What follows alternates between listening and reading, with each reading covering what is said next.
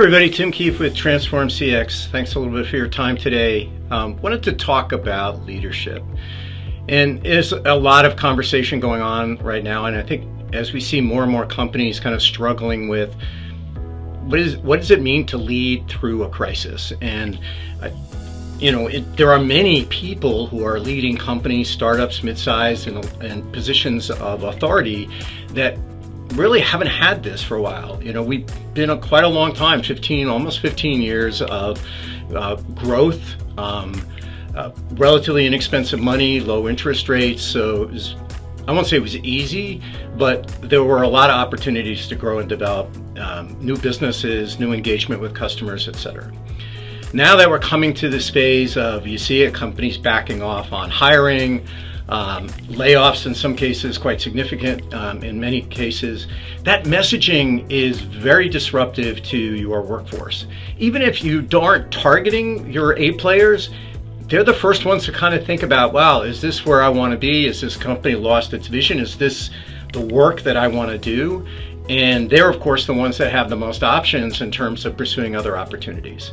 So one of the things that I think is really critical right now is the level of engagement, the communication you have, not just with everybody, the mass market approach, but what are the conversations that you're having with all of your employees? And are you open and transparent about the challenges the company is facing, the challenges you're facing as a leader, and how are you checking in?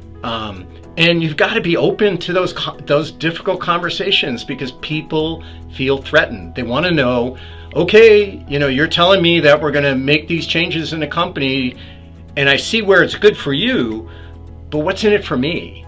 And we used to say in the maritime industry, when the crew gets quiet, that's the time to start worrying about things. So you've got to be engaged. You've got to think outside the box. Maybe are you doing brown bags? And in the old days that meant literally going to the lunchroom and sitting down with a random group of people and listening to what they have to say. Maybe that's harder to do in a virtual world, but maybe it's actually easier. You can set up those meetings, you can invite people in, but you've got to be open. And that doesn't mean you have to say yes or agree with everybody's opinion, but be prepared for the fact that some people are going to have tough questions that might be awkward. And how you deal with those is going to be a very strong reflection on how people view you as a leader. Because if you're dismissive of people, or you're not smart enough to understand, that's not going to create an organization that sees you as a leader, that you're the one they're going to follow, and you're the one whose vision gets them to come to work every day. Because what they're going to feel like is you're not sharing information, you're being dismissive of their contributions, and you're not addressing the what's in it for me, because we all do that. That's a human thing. So a little thought, and maybe it's something to exercise, I know I'm going to try and exercise it more and more, is what I would call mindfulness at work. We hear a lot about this in mindfulness in our personal lives, being in the moment, listening. And I think this is really true at work right now. This is your time to stop.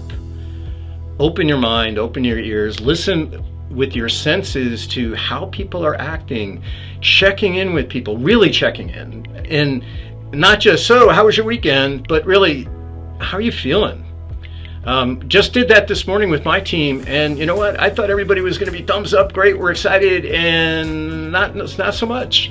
And there are some real things that people are thinking about, and they're not necessarily directly related to what we're doing, but it's the environment. It's like, okay, are our clients still going to be there? Is our business going to be successful? Are we going to be able to make the sales and grow the business that we want to do? And the answer is, I think so.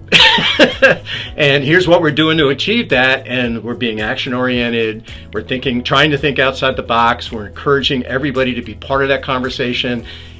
And again, it doesn't mean that everybody gets a vote, but you never know where the next great idea is going to come from. And don't belittle your people because you don't think they have the right experience or degrees.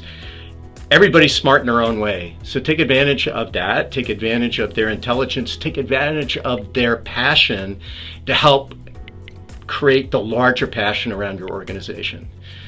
Anyway, just a few minutes of random thoughts on what leadership looks like in a difficult time.